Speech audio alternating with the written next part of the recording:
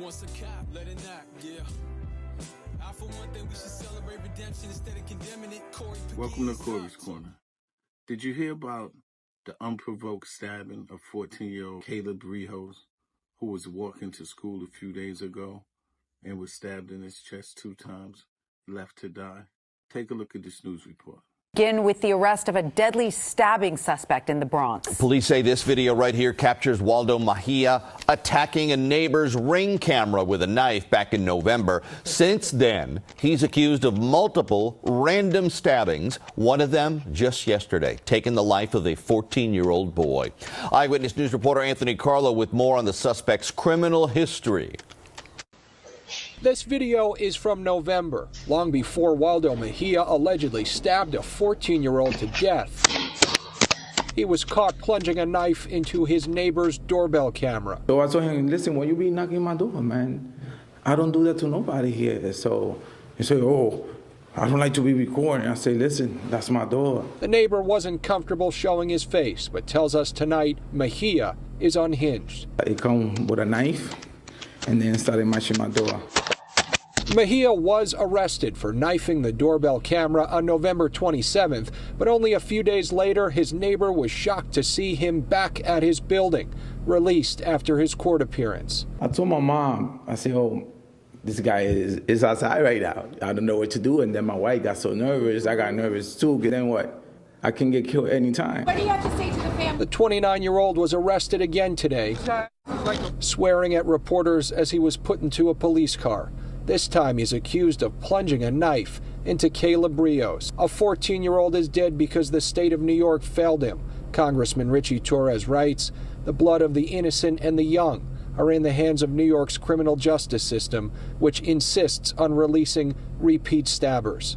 A brutal, unprovoked killing of a 14-year-old child by a career criminal. The NYPD again found itself chasing after a recidivist with a criminal history including arson and gun possession. Surveillance images of Mejia fleeing the scene of Friday's murder helped connect him to a subway stabbing just days before. And after a little more digging, 750 feet away, an earlier crime was reported in which an individual stabbed his neighbor's Ring camera. This video brought cops right back to his doorstep. When detectives showed the arresting officer in that case the images taken from Friday's stabbing, she immediately recognized the perp. Mejia's neighbor hopes it ends here. I wish they throw that guy in jail and never come out again. Mejia faces a top charge of murder in the 2nd degree and likely won't be seeing the light of day for a very long time, but only after many say it's too late. Obviously, the suspect, Waldo Mejia, he definitely had a mental deficiency. He had a long rap sheet going back years, and the police said he's had numerous interactions with the police, and every one of them were mental interactions. Now, just in the past few weeks, he stabs his neighbor's doorbell with a knife.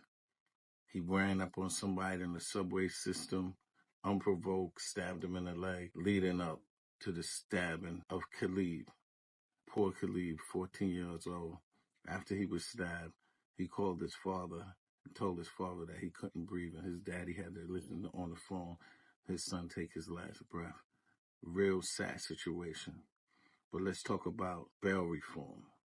Here we have another incident with someone that has an extensive background of committing violent crimes and being released out of jail. He set somebody's house on fire. He had gun charges.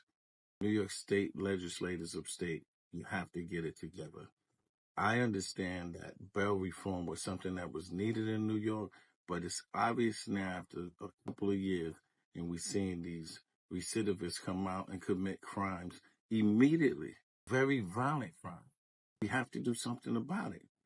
We have to do something now. All the politicians that were screaming and yelling about bail reform, where's your energy now? I mean, this poor 14-year-old lost his life, but he's not the first. There's numerous people that was killed by somebody that was in jail and recently released for committing another crime.